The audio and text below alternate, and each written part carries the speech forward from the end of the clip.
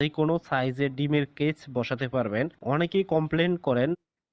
আসসালামু আলাইকুম। এখানে যে কবুতরের ঘরটি দেখতে পাচ্ছেন, একসঙ্গে ২০ জোড়া কবুতর রাখতে পারবেন। এই ঘরের একটি বিশেষত্ব হচ্ছে দরজাগুলো সম্পূর্ণ ওপেন করে আপনারা খোপগুলোকে ভালোভাবে ক্লিন করতে পারবেন বা যে কোনো সাইজের ডিমের কেজ বসাতে পারবেন। অনেকেই কমপ্লেন করেন কবুতরের খোপের দরজা ছোট হওয়ার কারণে ডিমের কেজ বসাতে পারেন না। সেই কথায় মাথায় রেখে এই ঘরটিকে ডিজাইন করা হয়েছে। সম্পূর্ণ ইউনিক ডিজাইনের এই ঘরটি কালকে সম্পূর্ণরূপে কমপ্লিট হবে। আমি একটি ভিডিও দেবো আমার এই চ্যানেলে, আপনারা দেখতে পাবেন। আর ঘরটি এই ছবির মতো দেখতে হবে।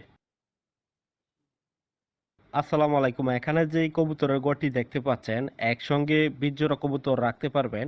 এই ঘরের একটি বিশেষত্ব হচ্ছে দরজাগুলো সম্পূর্ণ ওপেন করে আপনারা খোপগুলোকে ভালোভাবে ক্লিন করতে পারবেন বা যে কোনো সাইজের ডিমের কেজ বসাতে পারবেন। অনেকেই কমপ্লেন করেন কবুতরের খোপের দরজা ছোট হওয়ার কারণে ডিমের কেজ বসাতে পারেন না। সেই কথায় মাথায় রেখে এই ঘরটিকে ডিজাইন করা হয়েছে। সম্পূর্ণ ইউনিক ডিজাইনের এই ঘরটি কালকে সম্পূর্ণরূপে কমপ্লিট হবে। আমি একটি ভিডিও দেবো আমার এই চ্যানেলে, আপনারা দেখতে পাবেন। আর ঘরটি এই ছবির মতো দেখতে হবে।